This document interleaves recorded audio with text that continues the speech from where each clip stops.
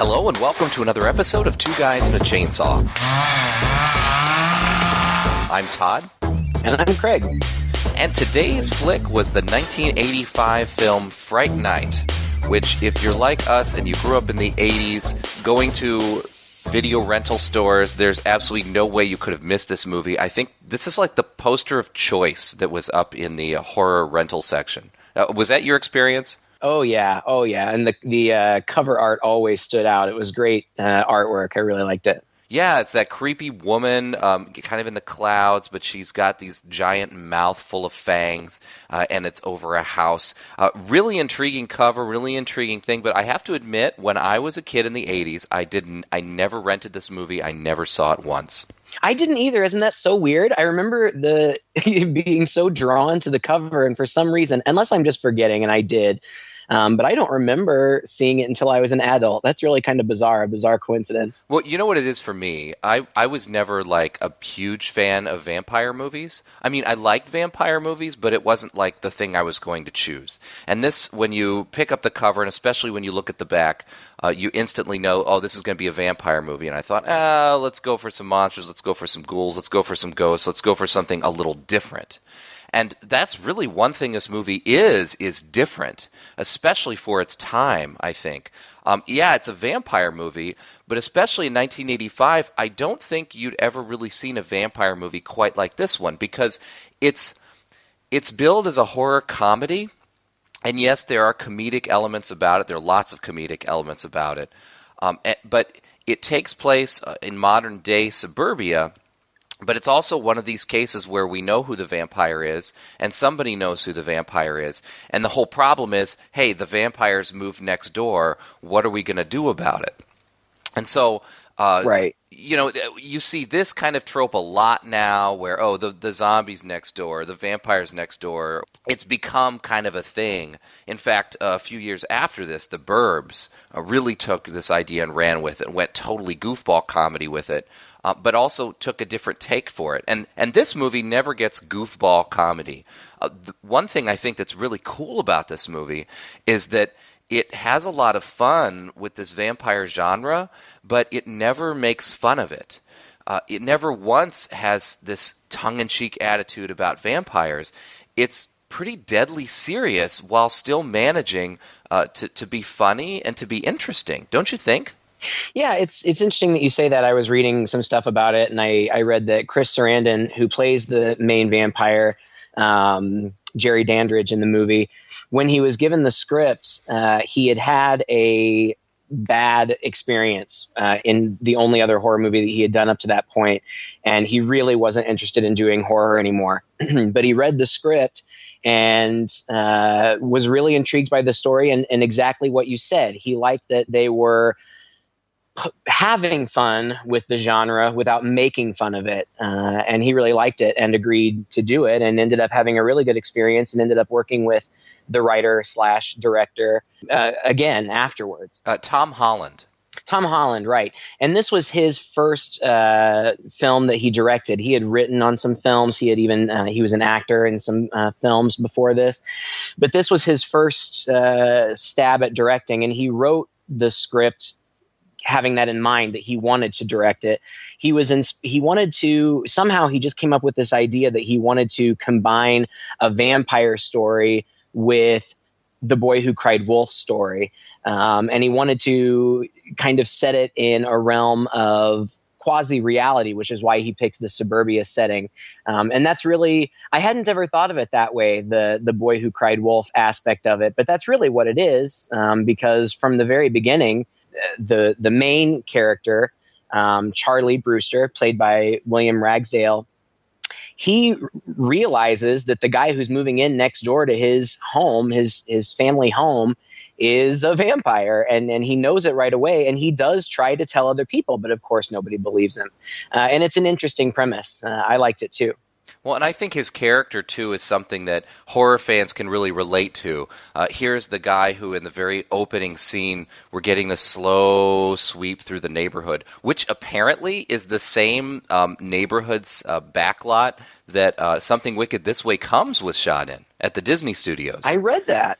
Yeah, I read that. That's really interesting. It looked familiar, but, I thought, oh, it's just because it's, typical suburbia. But I read that too. And that's another favorite movie of mine. So it was kind of a neat little bit of trivia. Oh, yeah, it was really neat, yeah. And the camera swoops through this neighborhood, and slowly you hear these sounds and these noises that at first you're not sure where they're coming from. Then you realize it's from a television in this boy's bedroom. Of course, his bedroom's on the top floor of the house, and he's making out with his girlfriend, Amy, on the floor while the television is going. And what's playing on the TV is one of those late-night horror movie shows that used to be on when we had public television and we all watched it, which was where there's a horror host. And in this case, the horror host is Mr. Vincent, Peter Vincent, I think. And right. And his shtick is that he's a vampire hunter, and also apparently has played in these films as well, and as a vampire hunter, as the Van Helsing type character. And I guess that's really the only role he knows and does. And now, our host, Peter Vincent. This is Peter Vincent, bringing you Fright Night Theater. Charlie, Peter Vincent's on. Forget Peter Vincent. But you love him. But I love you more. And it's really neat how this movie sets it up, where it introduces us right away to that character who later becomes, you wouldn't guess it, but later has a very pivotal role in the film. And also introduces us to this boy and this girl. And this boy, unlike any other teenage boy I know, seems to be almost more obsessed with I guess, horror, you could say, than his own girlfriend at times. Right. He's trying to convince her, to go further, to go all the way. She finally acquiesces, but about that time he notices something strange happening out the window and sees that they're carrying a coffin in next door. And that piques his interest, and that sets off this whole chain of events. But what I think is neat about it is that, again, as a horror fan, I immediately started relating to this character just because he's into horror, right? And so it sets up this kind of likable, relatable guy right up front for the kind of audience that the movie is going for. Yeah, absolutely. And, the horror host that I think of from when we were kids is Elvira, and I love her. But that's the type of thing that this show, Fright Night, that Peter Vincent hosts is. And apparently, to host this show, he's reprising a character that he played a long time ago, this vampire hunter character. The character is played by Roddy McDowall, who is an excellent and very recognizable actor. But the inspiration, the name Peter Vincent, is actually a combination of Peter Cushing and Vincent Price. And the writer wrote the role with Vincent Price in mind. He wanted Vincent Price to play the role. But Vincent Price at that time was older and his health was starting to fail, and he had become a little bit disenchanted with the horror genre because he felt that he was being typecast in every role.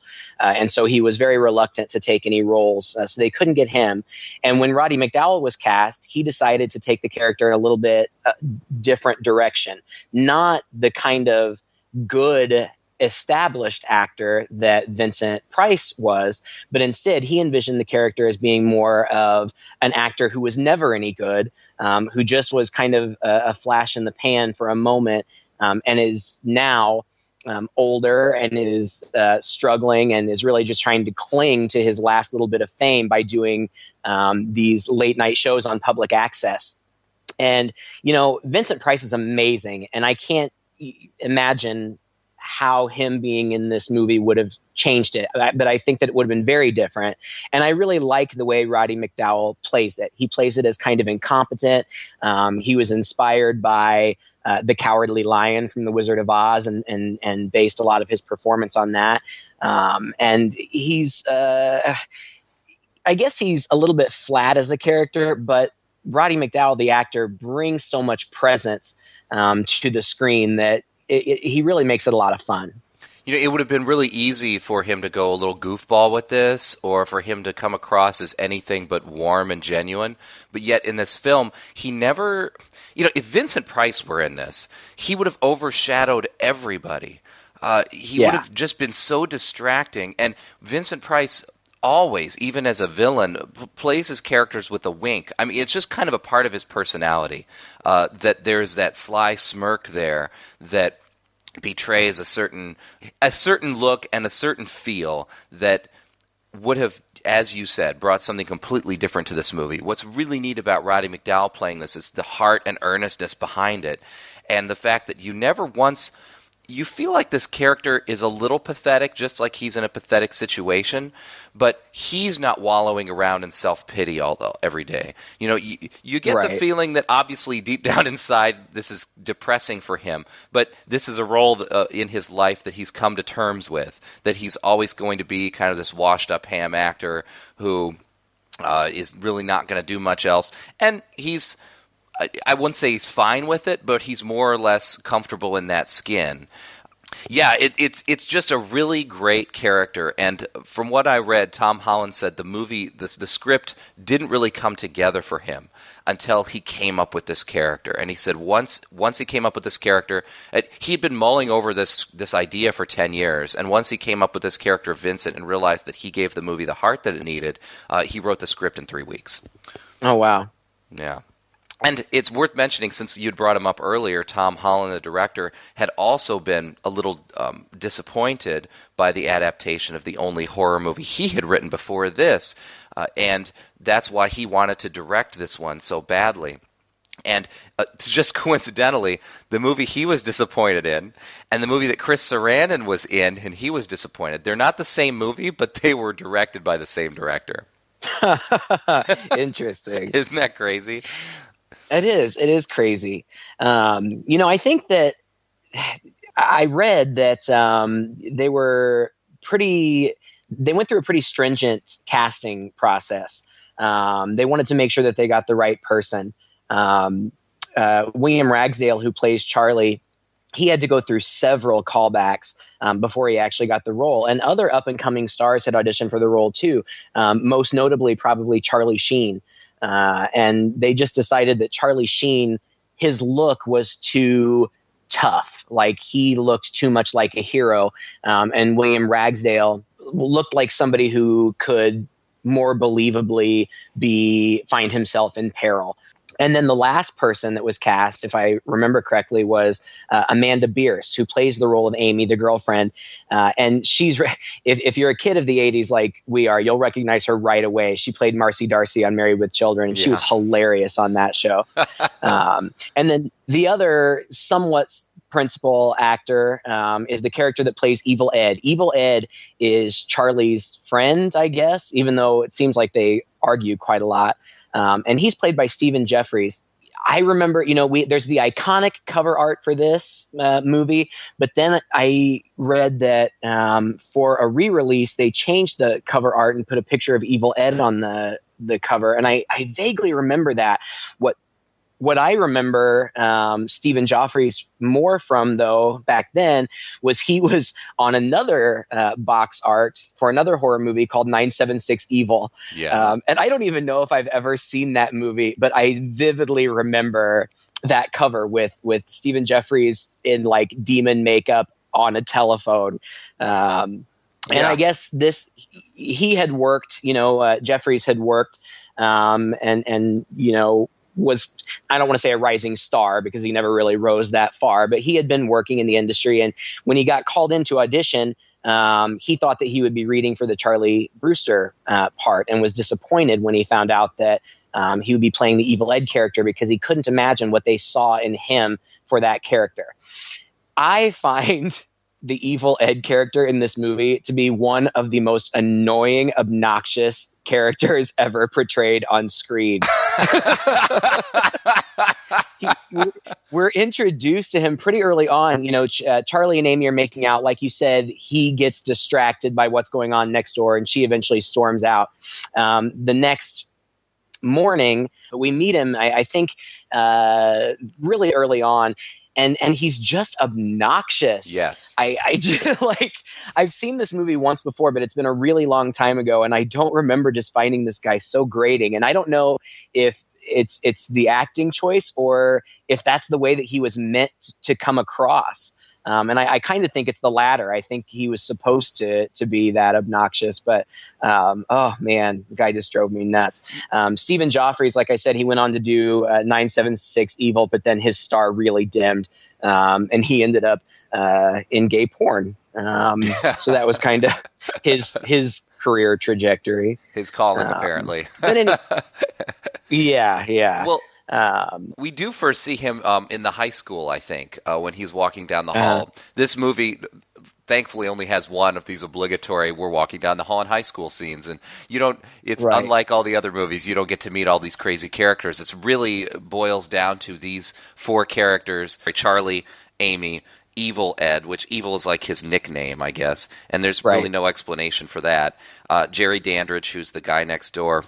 Mr. Vincent, and then Jerry Dandridge's assistant, familiar assistant, whatever you call it, who comes into play a little later. Right. I completely agree with you about Evil Ed, and yet he's one of the most unique of these obnoxious characters. And again, it's another thing that sets the movie apart. There are a lot of these standard 80s tropes in this film, although they seem to be a little more downplayed in this movie than in others. But the one thing you get is the nerdy friend. Except in this case, the nerdy friend isn't a likable nerdy friend, right? He's not the guy who's cute and who's clever and who, he's nerdy, but he's just inches away from being popular, you know? At least you figure, well, he's probably popular in his circles because he's got this natural wit and he has this charm of his own and this comedy that no nerd in my high school ever had, you know? Right. Normally they're... they, you know, as though nerds are like a thing, but but when you think of I totally count myself in that camp. So, yeah, exactly. You know, I'm the same way. When we say that, we say it with love. We do, and I don't think either of us were this person, but we definitely had this hierarchy, if you will, and there was always that kid who was so socially awkward that the more he tried to be funny, the more awkward and horrible it was, right? It just, everything about him just reeked of there's something wrong with this guy. And it is exactly how Evil Ed comes across. Not his laugh is annoying, the way he talks is annoying, the things he says are annoying. Why didn't he tell us he was going to spring a pop quiz? Well, that's the point to a pop quiz, Brewster, to surprise you. Thanks, Teach. Hey, Amy. Amy! Did you finally find out what you really like? Buzz off, Evil. Oh, call me anything you want. Only you're the one failing trig, not me. And you just can't even imagine that he's his friend. And actually, I can't say that the movie really paints him as his friend too much, more than this leech that just kind of hangs out with him. It's not like Charlie dislikes him. Obviously, he's the first person he goes to when he suspects that his friend is a vampire. But at the same time, you don't see a lot of scenes of them buddy-buddying at the coffee shop, you know? He's really only there when he needs him, in a sense, which tends to be how these people get treated, you know? Right. It's interesting. It's an interesting character. It's definitely a memorable character, and I agree with you 100%. Oh, yeah. It's one of the most annoying guys to ever see on screen. Oh, yeah, he's probably, I would say that he's probably one of the more memorable parts of this movie. Like, if you were to strike up a conversation about this movie with somebody who'd seen it, I think that that's one of the first things that you would think of. So, you know, maybe we have to credit the guy for at least being memorable in that way. The story, you know, I found myself taking all these notes and trying to keep track of the plot because the story moves at a quick pace and things keep happening. You know, it never drags, or at least I didn't feel like it did.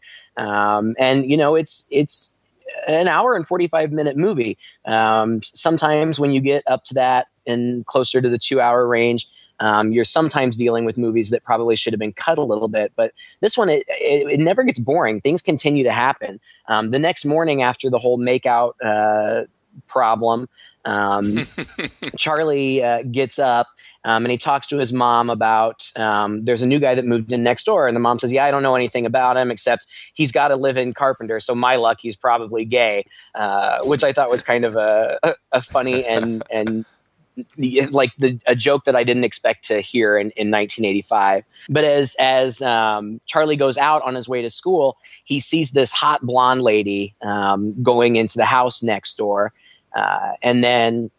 Or maybe it's not in the morning, I don't know, but he sees her going in, and later that night he hears a scream, and on the news the next morning he hears that there was a body found, or actually there's been more than one body found, and both of them have been mutilated and decapitated. So the next time he gets home, he goes out and kind of is snooping around. He saw that this coffin was unloaded into the basement, and the basement has outdoor access. And it looks like he's going to try to go down there and check it out. But we see that this other guy, who we find out his name is Billy, he's indoors painting all the windows black, but he sees Charlie through the window and goes out and kind of warns him to stay away. Hey, kid! What are you doing? Nothing. Oh, yeah? Well, just make sure that it stays that way. Kid. Billy is played by Jonathan Stark, who I recognized immediately, and so I went to IMDb to see what it was I knew him from, and he had lots of credits and things that I recognized, but I didn't realize for a while that I was looking at his writing credits, because that's what came up right away. I guess he's more known in Hollywood for writing. He wrote for Ellen DeGeneres' sitcom back in the day, and guest appeared on that a couple of times. He was the creator, apparently, of According to Jim, the sitcom with Jim Belushi. When I finally figured out that I was looking at his writing credentials, I flipped over to his acting credentials, and I realized that what I recognized him from was House 2, which was always I loved it. It's a really goofy, arguably pretty bad movie, but I loved it when I was a kid, and I recognized him from that. And he plays, like you said, well, what it seemed to be was kind of, he was the Renfield to Dandridge's Dracula. That's what it seemed to be. But there's also, throughout the movie, quite a bit of suggestion. Dandridge is a ladies' man. He's constantly seducing women. His victims are women. It turns out that blonde was a prostitute. Charlie, I think, just very soon after this, he sees through his bedroom window faces Dandridge's bedroom window, and he sees Dandridge seducing this woman and almost biting her, and then they carry a body out later on, so he knows that lady has been killed. So the vampire is a total ladies' man, but there's definitely some homoerotic stuff going on between him and his manservant Billy. Didn't you had to have caught that? Yeah. Oh yeah, absolutely. I mean, later in the movie, it's almost bald-faced when that scene when he bites the woman almost gets recreated, except Dandridge is down on his knees in front of him. And it's something that as a kid, would fly right by you, but as an adult, you pick up on right away and go, oh, wait a minute, what's going on there?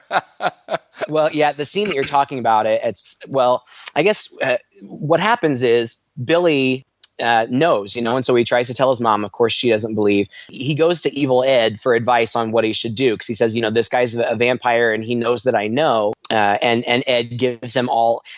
And this is, I think, a little bit of a flaw in the movie. Charlie is supposed to be this guy who watches these vampire movies every single night, but he has to go to his friend to find out that crosses and garlic and holy water are what you use against a vampire. I know. One would think that somebody who knows that much about vampires would know these very common pieces of lore.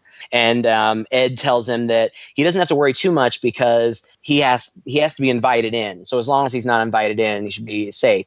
But when Charlie goes home, his mom calls him down from his room and says, I want to introduce you to somebody. And she has invited Jerry over for a drink because she's single. And there's a hot guy moved in next door. What's she doing here? I invited him over for a drink. What? I invited him over. Why? What's the matter, Charlie? Afraid I'd never come over without being invited first? You're right. You're quite right. Of course, now that I've been made welcome, I'll probably drop by quite a bit. In fact, anytime I feel like it. With your mother's kind permission, of course. Oh, Jerry, anytime. And it's that night that Jerry, he comes to the house that night, and he surprises Charlie in his room and threatens him. He's throwing him around, but he offers him a deal. He says, "Forget about me and I'll forget about you." Meanwhile, he's holding him up by his throat and kind of holding him out the window. And I guess Charlie's not in the mood to negotiate. So he grabs a pencil off of his desk and stabs Dandridge through the hand with it, which seems to really pain him.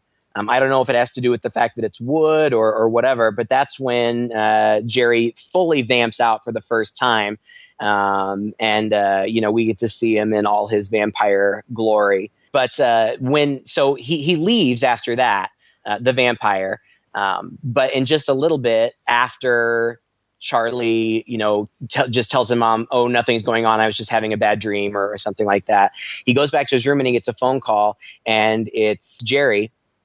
And he says, "I just destroyed your car, but that's nothing compared to what I'm going to do to you tomorrow night." So we know he's safe for the night, but he's coming back. But when he's having that conversation on the phone, the manservant, Billy, is fixing or working on his hand. And like you said, he's kneeling down right in front of him in what is a very suggestive fashion. And after Charlie or after Dandridge is done talking to Charlie, he pulls down the shade, and you get it's very suggestive. I read that the two actors, Chris Sarandon and Jonathan Stark, had no idea that the director was going for that subtle thing there with the homoerotic stuff. But when they saw the film, they were like, "Oh."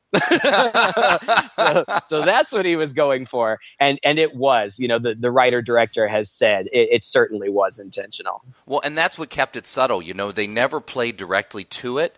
And so, throughout the movie, it's really pretty brilliant, actually, because it allows the relationship to be something that it is. Because an actor might try to play into that too much, and then in every scene you get between the two of them, you get these furtive looks or these slight touches or things like that, where it becomes a kind of a distracting element to the movie. Whereas this, heck, they've had this relationship for presumably hundreds of years, and so it's not an everyday, sort of thing for them. It's just part of their lives. They've got bigger fish to fry dealing with the kid next door, and that's going to be the focus of their attention, their glances, and their motivations in every scene. We've walked you through all these elements, but I just kind of want to call attention to them a little bit. Like, from that very beginning, that first scene where he sees the vampire almost bite the girl. He looks out the window, and he's a voyeur. He's got to put his binoculars on to see it really close. But he sees this man raise his head, and in no uncertain terms, there are fangs in his mouth. He's going to come down on the girl, and as he does, he slows down and he stops, and he slowly turns and looks straight at him through the window, which is something that is terrifying. He thinks he's safe, across the yard in this dark house, looking out the window, and this vampire immediately sees him. It sets this movie up from the very beginning, I think, that this kid is in peril, and that's when when Dandridge slowly pulls down that shade. And then when Charlie goes next door, as you mentioned earlier, and tries to get into their basement after he's seen the coffin. And Billy comes out and confronts him. Billy's extremely confrontational. As he walks away, Billy just stares after him, almost like Billy's trying to pick a fight, Right. And then this later scene that you walked through of him coming over to his house, getting invited in by his mom, and having that really tense scene between the two of them where he's clearly playing with him. And then flat out confronts him in this room. He's so confrontational. This isn't the vampire who's going to slowly play with his guy next door. This isn't The Burbs, where you kind of wonder if Tom Hanks' character isn't a little insane, or maybe thinking a little too much about this and reading into things where he shouldn't be reading into things. This is definitely a vampire. This vampire definitely knows that the kid knows from day one. And this vampire, not only is he not going to let the kid go, but he's going to kill the kid. Right. And he's making that in no uncertain terms, and he's pretty brutal about it. And to me, it's just terrifying. We've seen movies like this where the person thinks that a person's a vampire, but it plays out in this slow, mysterious, sometimes seductive fashion. You don't know if that person, if the vampire is going to try to run him off the tracks. You don't know if the vampire is going to try to make him a vampire too. It's not this real cat and mouse game. It's like a Tom and Jerry cat and mouse game.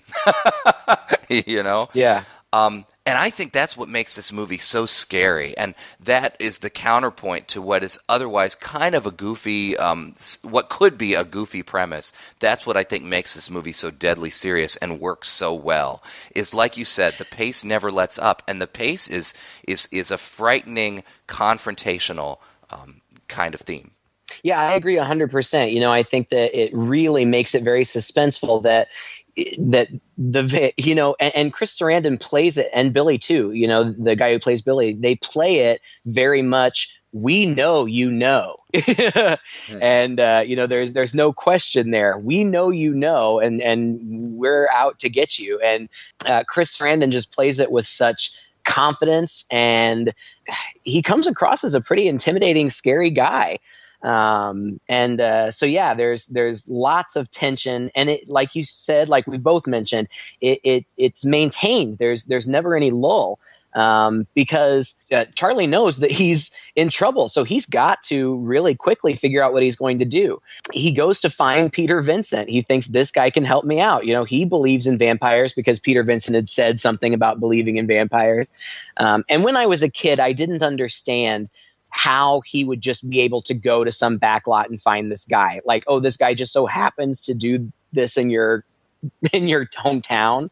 I didn't realize that some of those shows, unless they were like Elvira and got picked up and syndicated and whatnot, a lot of these guys were just people who either were local and were doing it on public broadcast, or traveled around selling their show to various public broadcasts and just moving from city to city. But he goes and he finds his idol, Peter Vincent, and he asks him for help. And Peter Vincent, humors him at first. Well, you do want my autograph, don't you? No. No, sir, I was curious about what you said last night on TV, about believing in vampires. What about it? Were you serious? Oh, absolutely. Unfortunately, none of your generation seems to be. What do you mean? I have just been fired because nobody wants to see vampire killers anymore, or vampires either.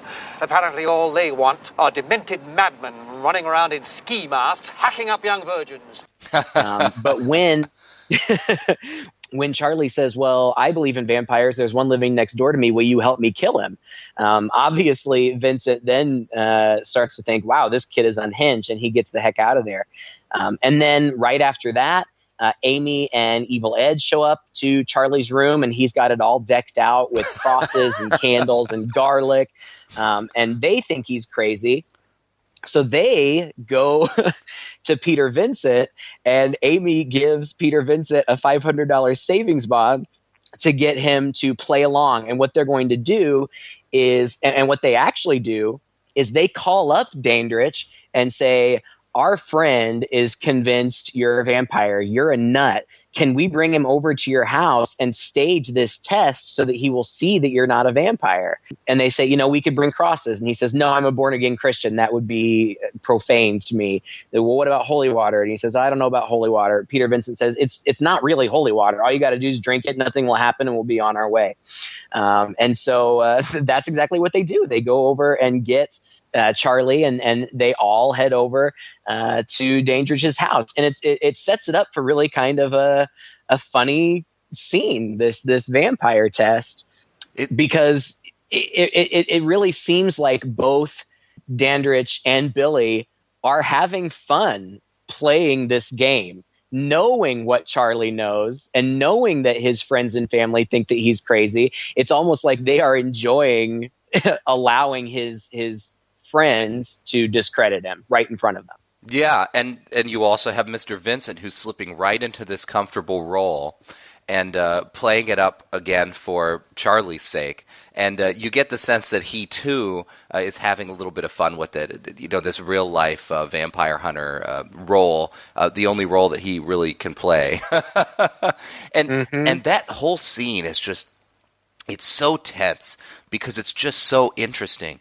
You have that interesting interplay that you mentioned, and you know that Charlie's just in deeper trouble after this because his friends aren't going to believe him. But you also have that really tense moment where Dandridge gets the vial of water that he's supposed to drink. And are you sure that this is holy water? Positive. I saw Father Scanlon bless it down at St. Mary's myself. And of course what he means is, are you sure this is tap water? And Right, Mr. right. Vincent is kind of nodding and smiling back like, oh yes, it's holy water. And and Dandridge is hoping that he's supposed to take that as in, okay, it's definitely tap water. And there's this tense moment where even we wonder, did he somehow get some holy water anyway? And what's going to happen when he drinks this? It's a really cool moment of tension in the movie. And of course he drinks it and nothing happens. And we're also knowing, oh great, what's going to happen to Charlie and his friends? Because the other element in this scene is that Dandridge is immediately taken with Charlie's girlfriend Amy. And you just get this horrible sense that, oh my gosh, and the look crosses Charlie's face too, that here in trying to vanquish this vampire, he has dragged his girlfriend into the lion's den. And he has now suddenly put her in peril as well, because Dandridge, being ever the debonair and suave guy, goes up to her and captures her eyes, and she's obviously under that vampire spell, it seems to be, kisses her hand. His thrall. Oh, yeah. And Charlie, and this is a moment that I kind of missed, at least the first time I saw it, but Charlie is kind of pawing through the house earlier. And there's a scene earlier we neglected to mention, but it's not important, where he brings the police over, and he's taking it upon himself to paw through some of the things, and there's a portrait that has been half unpacked that has a girl that looks oddly familiar. And now we're getting that same vampire trope, which I've seen at least 2 or 3 other vampire movies, where the young girl reminds him of one of his long-lost loves because the resemblance is very uncanny. And that's what happens to have happened here with Amy, is that she looks an awful lot like a former lover that he had, that he loved so much that he had a portrait painted of her in the house. So now, not only are they leaving here having not convinced his friends that this vampire next door, seemingly, but now Amy is a target for the vampire, and Charlie is still in as much danger as possible, except for but one thing we did fail to mention was, it seemed like they were going to totally get away with it, but right at the last minute, Peter Vincent pulls out this mirror that he had used as a prop in one of his vampire movies before, and he's not even pulling it out as part of the test. It almost just looks like he's taking a second to look in the mirror, but he happens. Cigarettes in there, I think. Is it also a cigarette case? Got it. Yeah. And as he's fumbling one of those out, he catches all of the kids in the reflection, and Dandridge is standing right next to him, but he has no reflection. So at that point, Peter Vincent realizes that he is really a vampire, but it's not like he's going to do anything about it. In fact, it just makes him want to get out of there even more quickly. And that's what they do, but not before he drops his mirror. And then Dandridge finds a little shard of the mirror and realizes, they probably really do know. So now they are all in trouble. And that leads up to, there's an interlude where Charlie and Amy and Evil Ed are walking home. They're walking Amy home, and Evil wants to cut through this dark alley, and Charlie says, "No way, we've got a vampire on our tail." Evil Ed still doesn't believe it, so to be tough or whatever, he ends up going by himself, and he gets cornered by Dandridge. And there's actually this really kind of interesting scene where Dandridge, corners him, but says, "You don't have to be afraid of me. I know what it's like being different. Only they won't pick on you anymore or beat you up. I'll see to that. All you have to do is take my hand. Here, Edward. Take my hand. And then Ed does take his hand. It's interesting, and that happens in these vampire things a lot of the time. It's a seduction, it's a promise of something, and so then Ed is we presume either dead or is going to be turned. I think that scene is incredibly moving. I for one, and I guess we talked about the evil Ed character being this totally unlikable kind of guy. Annoying is probably the better way to put it, kind of guy. Right. But knowing those guys and then knowing what their life must be like and what they go through, he immediately becomes extremely sympathetic, at least to me. Yes. And that scene, absolutely. Right, and doesn't that scene just cement it? It's like, oh my, he has tears in his eyes, and it's just these words. It's honestly, you don't even get the sense that it's the threat that he's going to die, but it is that promise that that I can pull you out of this awkwardness, this unlikableness. You will no longer be the downcast, but you will get this control, you will get this power that you may never have in your life, that you certainly haven't felt. And especially as a teenager, you see it in his eyes as he takes his hand that that's what he wants. And this guy can give it to him, and it's so sad. I mean, I almost cried at that point. I think for a short, what has to be 40-second scene, so incredibly well written, so incredibly well acted and staged, and I just think it sets it up for later. Ed gets even more sympathy from me. One of these things. Me too. Makes this movie stand out completely. Oh my gosh! Yeah, I agree 100%, and we'll get there because he does turn, and he shows back up later. But you're absolutely right. I thought that scene, it almost makes me as a viewer feel bad for having judged him so harshly before. Yeah, and there are those people who are just so obnoxious, but again, it's not like they're trying to be obnoxious. They try so hard and fail so hard that they're hard to be around. But yeah, if you think about it from their perspective and how they really are very much alone, and that's really sad, you definitely get that empathy in this part. And I agree with that 100%. But I wanted to get into this next scene because I wanted to know what you thought of it. This is such an odd scene where Dandridge, he's kind of chasing the kids through the streets, but he doesn't even really have to chase them because he can take other forms. Like he can fly, he can turn into a bat and fly. We never see him turn into a wolf, but that's part of the lore of the vampires here is that they can also turn into wolves. So every time they turn a corner, there he is. And he eventually corners them in this like restaurant/nightclub where there's a great big dance floor. And while Charlie gets on a payphone and I think is calling Peter Vincent to try to get his help, but meanwhile, there's this interesting seduction scene where Dandridge seduces Amy in the club. What's your take on that scene? What did you think? Well, first the obvious. It's total 80s.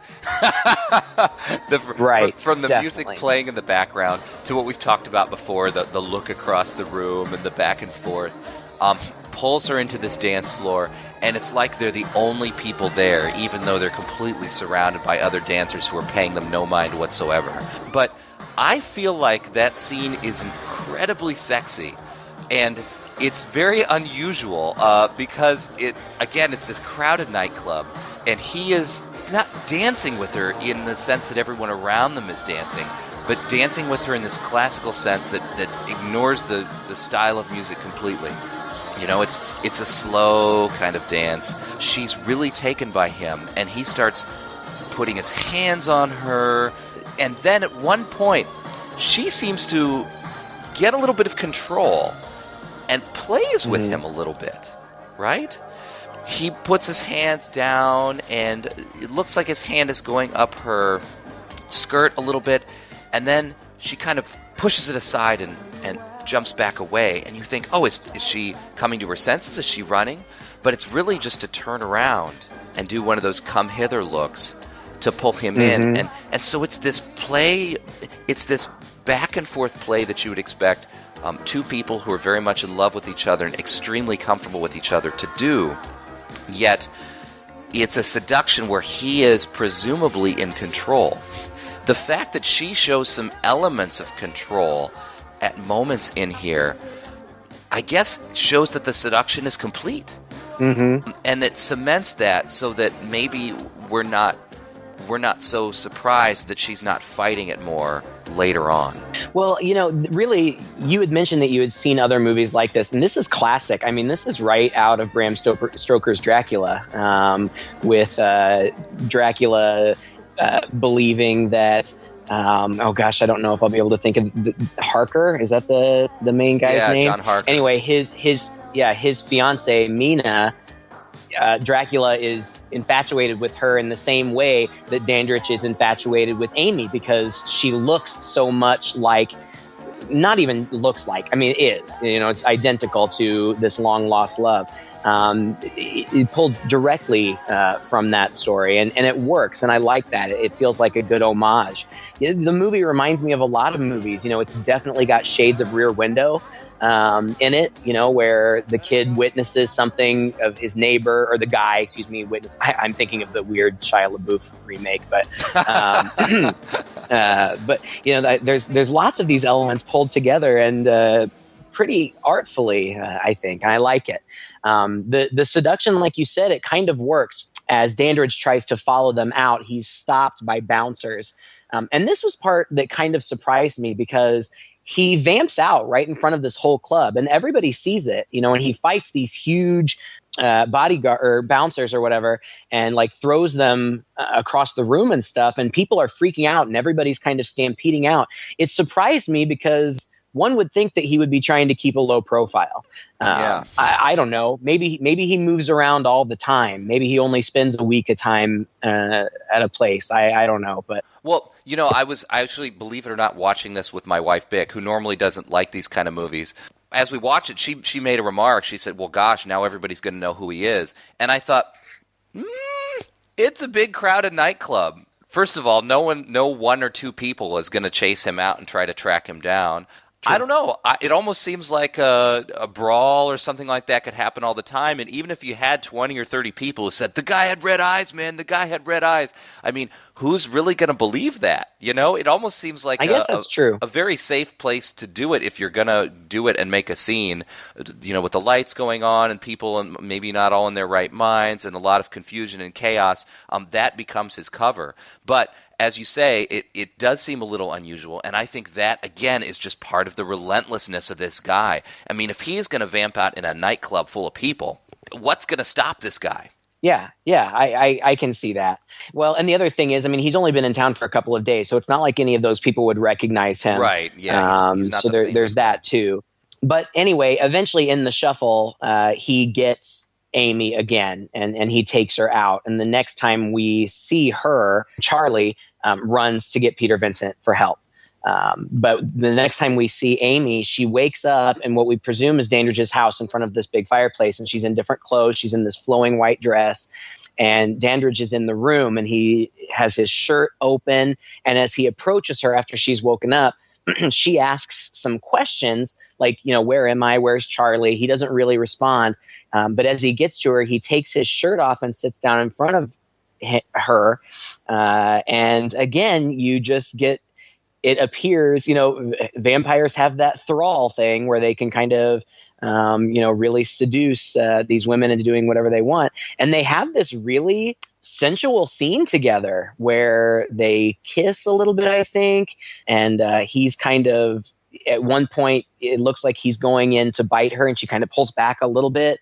But instead of trying to get away, she reaches around the back and undoes her dress and lets her top down. We don't see anything. It's all from the back. I heard that the actress was not comfortable with the scene and was very uncomfortable having the crew around. So she covered her breasts with duct tape. And so we don't see anything, but she doesn't resist. In fact, if anything, she kind of leans in and lets him bite. And we see, they're making very sensual noises, and we just see these trails of blood going down her back. And we know that she's in trouble. We skipped a scene where Evil Ed visits Peter Vincent as a vampire, and he vamps out, and he's really spooky looking. His vampire teeth are kind of janky and jut out in all different directions. Now, I used to admire you. You know that? Well, of course. That was before I found out what a fake you were. Peter Vincent, the great vampire killer indeed. Peter Vincent's able to overpower him because he gets his hands on a cross and burns a big cross scar into his head. When Charlie actually goes to Dandridge's house, Peter Vincent shows up there and he's going to help him out. This is where we have our final act. The big showdown is going to go down in Dandridge's house. The TV host says, we should go around back. You know, it's more of an element of surprise. And just as he says that, the front door swings open. And so we know that Dandridge knows they're there. And all they can do is go in and fight their hardest. And what a great final fight it is. Again, we've been to this house now 3 or 4 times. And so we're familiar with the house. We're familiar with the scenery and the surroundings. We know that his girlfriend has been bitten. And so she's up there and she might be, at this point, things seem pretty hopeless. And then you know that this vampire, Dandridge, is pretty relentless, pretty brutal, and is going to be toying with them and playing with them. And then you never know when Billy is going to pop in. Billy appears in this part on the staircase when they first come in. They have a little banter with Dandridge, and Dandridge, they walk into the house and Dandridge is up at the top of the stairs and he says, "Welcome to Fright Night. For real." At some point, Billy pops out and hits Charlie over the head with something and knocks him out. And Peter gets scared and runs over to Charlie's house, which is right next door, and he's going to call the police. But when he gets there, he finds that the phone cords are cut. And so he's concerned about Charlie's mom. Now, we know because she said it early that she had started working the late shift. So fortunately for her, she was not in the house. But when he goes upstairs, he finds somebody in her bed, and that somebody ends up being Evil Ed, who is even more grotesque than he was before. And that was another thing that I really liked about this movie, is that there were different stages of the vampirism. Sometimes they would turn just a little bit. Sometimes it would be far more dramatic. It didn't seem sloppy. It seemed intentional. Like there were just varying degrees of how much they vamped out. And I liked that. But he's fully vamped out here, and he threatens Peter Vincent. Peter Vincent runs off, and he trips and falls and breaks this hall table right at the ledge of the stairs. And from around the corner comes running a wolf, which we presume is Evil Ed, who has now turned into wolf form. And it's a really cool shot. I don't know if they had I don't know how they did it, but it's kind of slow motion, the wolf running towards the camera. And then the wolf leaps onto Peter, but because Peter had broken the table, he picks up one of the legs and uses it as a stake and impales the wolf and throws it over the ledge, where it lands and is clearly mortally wounded. And this is another one of those scenes that I just thought I was surprised how much it moved me. And I have a feeling this is what you were alluding to earlier. Oh, yeah. Vincent comes down the stairs, and the wolf is twitching, and as the wolf is twitching, it's slowly turning, and it's turning kind of into a half-wolf, half-man creature with some very impressive special effects, I think, practical effects. And then as he turns slowly back into Evil Ed, Vincent just looks at him, and the look at him starts out as a look of disgust, and then it very slowly becomes a look of pity as he sits and watches Evil Ed resurface in this body and change back into his self and then die. And he seems like he gets a few words out. What are those words? What does he say? I don't remember if he said anything, but even as he's transforming, even when he's still half man wolf, he's whimpering and crying, and he reaches out his hand to Peter Vincent, almost help me. And Peter starts to reach out, and then he withdraws. I think that he's a little reluctant because obviously it could be dangerous. But as Evil Ed eventually regains completely his human form, he's still reaching out and he's crying. And God, I just felt so bad for this kid. Yeah, he was a monster. And when he was a monster, he was very dangerous and, evil or whatever. But when it comes down to it, he was just a kid. And obnoxious as he may have been, he didn't ask for any of this. And now here he lay dying. And just that image of a naked teenage boy dead on the floor, having been impaled with this leg. It was really sad. Yeah, and here he is, he's been a loner his whole life, and really he's dying alone. The fact that he reaches out for that one person who's there that could provide him at least a little bit of comfort in his last minute, and Vincent's reluctant to do that, it's just tragic. And you can see also reflected in Roddy McDowall's face, I think just because he's such a good actor, you can see that tragedy reflected, like he witnesses, he fully understands, and he kind of sees the significance of this, and it bothers him as well. You don't get the sense that he's as bothered by the fact that I just killed somebody as this is so pathetic and this is so sad, and wow, he's just taking in the sadness of the scene. It is so touching. Right. You just don't expect that in a movie, and you're certainly not going to see it in many horror comedies. Yeah, it bothered me a lot. That scene does. Yeah, we cut back from there back into Dandridge's house, and he is taking the knocked out Billy into the room where Amy is, and he drops him there, and he gives him a steak and says, "You're going to need this by dawn." And so when Billy turns Amy over, she is a vampire. He's very upset. Peter comes back over and sneaks upstairs, and he gets Charlie out, and they're trying to sneak out when they are confronted by, first, I think, Dandridge again. Yes, they see Dandridge at the top of the stairs, and Dandridge just kind of walks away, and they don't understand why until they realize that Billy is slowly walking up behind them. Peter has a gun, and he points it at Billy's head and says, I will shoot if you take another step. Don't make me shoot. Like, he gives this guy a bunch of chances, and eventually he shoots him in the head. And we see, after just a very brief period of time, Billy get up behind these guys who have their back to him, and he starts walking back up the stairs again. I read that the filmmaker has admitted that he kind of borrowed that scene from Abbott and Costello Meet Frankenstein, and I haven't seen that in so long, but I do remember them on the stairs and Frankenstein's monster coming up behind them. But eventually they turn around, and Vincent shoots him several more times, but nothing works. I think it's Charlie stakes him. And I don't really know what was going on here. And there's no explanation for it. So, that's fine. I guess we're just supposed to think that Billy is just some other sort of creature, or maybe some different type of vampire. I don't know, because the staking works. He starts to disintegrate. First it's slime, eventually it turns to dust, and he's gone. But we know that he's not the same kind of vampire as Dandridge, because he can walk around during the day. Do you have any theories, or is that just going to be one of those great unexplained mysteries? I feel like, yeah, he's some kind of creature, but yeah, you're right. I think it's totally unexplained. I have no theories. Obviously he can walk around during the day. Obviously he can protect him. Obviously he's some kind of immortal, and I get the sense that they've had this relationship for quite a while.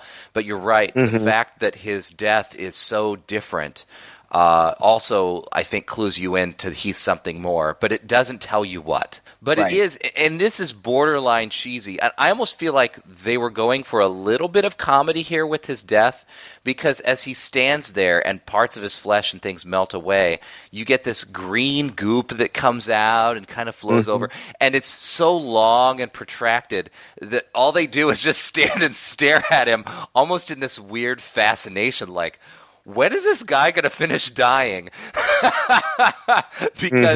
because it's just so long, and he finally basically falls into nothing until he becomes nothing but a skeleton, which then falls down on the stairs, shatters, the bones roll down, and this skull, almost a chattering skull, really slides up, and it's all that's left staring back at them. I thought it was a neat moment in this movie that had just a hint of comedy to it, even though it was obviously also a bit horrific. Yeah, I liked it. I thought it was effective. I just didn't know what was going on, but that's okay. Yeah, weird. Very weird. Well, this really, I mean, at this point, Dandridge is kind of fluttering around the outside of the house. You get the impression that he's kind of flying and landing at various points. You see him cross windows. You also hear him from outside in this very deep voice tell Amy, prove how much you loved me, kill them both. And so then she's after them too, and he's after them. And eventually somehow he bursts through. There's this big stained glass window at the top of his staircase, and he bursts through that. And Peter Vincent is confronting him there. But really, he's really just kind of stalling him there because we see from behind him that the sun is coming up. And I thought that was going to be it. I thought the sun was going to come up, he was going to disintegrate, and everything would be fine. But when he realizes the sun comes up, he turns into this monstrous bat. Like it looks like a monster bat. It doesn't look like a natural bat. And he attacks Peter, and Peter struggles with it, and it bites Charlie. But eventually they're able to throw it off, and it heads down into the basement where we know the coffin is. And so they head down there. Peter is looking for Dandridge, and Charlie is looking for Amy. And they both find the one they're looking for. Amy is now fully vamped out. Her hair has grown like 6 inches. Her boobs have gotten bigger. And this is where we first see her with those teeth that are iconic from the movie cover. And I just, it's I read, interestingly, that the director always wanted one of the vampires to have that sort of mouth at some time. But when he told the props guy said, I don't have time to do it. We're in too much of a crunch. But he said, I'll tell you what, or the makeup guy, I'm not sure. He said, I'll make something, but I'm going to have to slop it together really quick. So if I make it, you have to promise that you'll only show it for a split second. And he said, okay, that's fine. And then as it turned out, these teeth feature so prominently in this last scene, and they used it on the box art. So I guess the director liked it enough to use it. And it is really effective. Those two, Charlie and Amy, tussle. Peter really becomes the hero. He's fighting with Dandridge. Eventually, Dandridge kind of corners him. But at that point, Charlie starts throwing things and breaking out the blacked out windows, which keeps Dandridge at bay because he can't come into the light. And there's more struggle, more windows getting broken. Eventually, Dandridge tries to jump back into his coffin, but at the very last second, Peter closes it. And does he stake him one final time, or is it just because – I think it's just because the light eventually hits him full on. There's one last blast of light, that hits him full on. Right. And Dandridge very dramatically is thrust back against the wall where he kind of explodes, burns up, for a moment is just a skeleton, and then he's gone. And that's a really neat bit, too, because as he burns up and into a skeleton, but it's almost a half-man, half-bat skeleton, as though he were in the middle of transforming into his bat-like stage when the light hit him, or as he's struggling out of it. And so, again, just like the jaws and the facial features of these different vampires, these aren't humans with fangs. These are other creatures that can also look human. And this movie, unlike a lot of vampire movies, really hammers that home. The guys who did the special effects on this movie had just gotten off of Ghostbusters. They did all the effects for Ghostbusters, and they had really honed things there so that when they came to this movie, they were a little better equipped, a little better skilled, they knew what worked. And apparently this skeleton this final scene here, as Dandridge disintegrates and goes away, is something that they created for Ghostbusters, for the librarian scene, but it was deemed too scary for that PG movie, and so they had it kind of in their back pocket, and they said, hey, this kind of looks like a vampire / bat would look, and so they used it in this movie. And again, one of those instances where it was clearly kind of an accident, something that was reused from something else, but I think just really worked. It was so much cooler than just having what looked more like a human skeleton under there sort of disappearing. Oh yeah. The effects throughout are really good. I really like, and the movie is shot really well. I think if I were to criticize anything, I would say that some of the acting is not that great. I think that Charlie is a likable character, but the acting seems a little wet behind the ears every once in a while. And I kind of felt, I don't know, Amanda Beers, who plays Amy, I like her, but I think that I just have such a preconceived notion of her from Married with Children that it's difficult for me to appreciate her in this kind of young, sexy role. So maybe that's just more about my perceptions.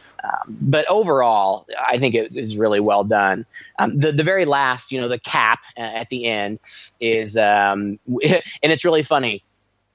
We come back, we scan back into Charlie's room at night, and it's the same exact kind of shot from the very beginning. In fact, on the TV screen, you hear whoever's on the TV screen say, "We're right back where we started from," and we certainly are. It's a virtually identical scene.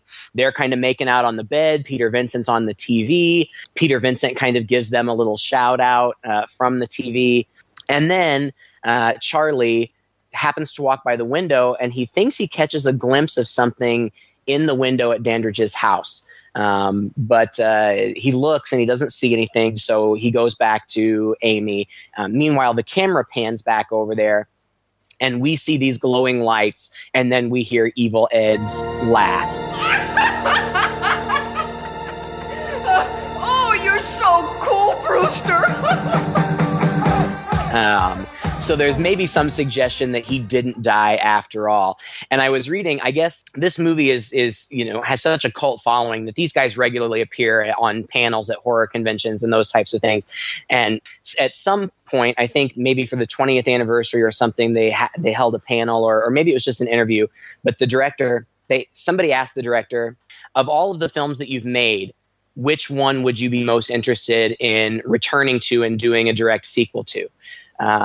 And he said Fright Night. He said he always had this idea in his mind that he would like to he'd like to bring back the original cast and continue the story, where it's something like 20 years later, and Charlie is now a single father of 2 teenage boys, and they move back into Charlie's mother's house.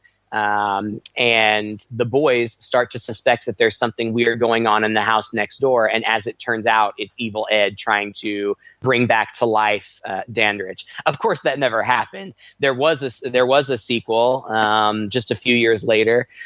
I don't remember it well, so it must not have been terribly memorable. And then, of course, there's the remake with Colin Farrell. Yeah. And there was a sequel to that, which had nothing to do with the original Fright Night Part 2. But the property, has remained in the public eye, and it's got a pretty solid fan base. So I have a feeling that people are going to be watching this for quite a while.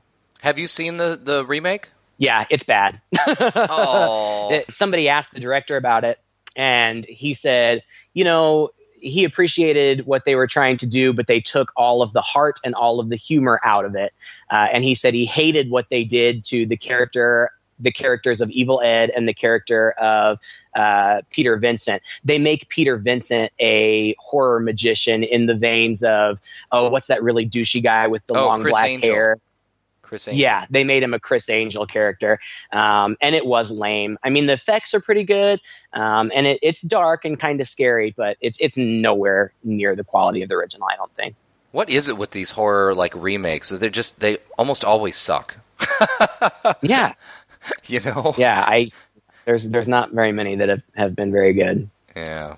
It did well, at the box office and well enough to get a sequel. And again, like I said, it's held its own, and I think it still stands up. There are things that definitely date it, but the cinematography is good enough that it doesn't feel like you're watching something that's antiquated and that's it still holds up, I think. Oh, I think if you took the 80s music out of it, you wouldn't even know when it took place. I mean, I don't think it's dated at all in that sense. And you could just, release it tomorrow. Chris Sarandon does such a fantastic job as this sexy... He does. He's a great actor. Yeah, he really is. And, as a kid growing up and really only seeing him in Princess Bride, this is a whole other side to him that's actually not really that different of a character, really.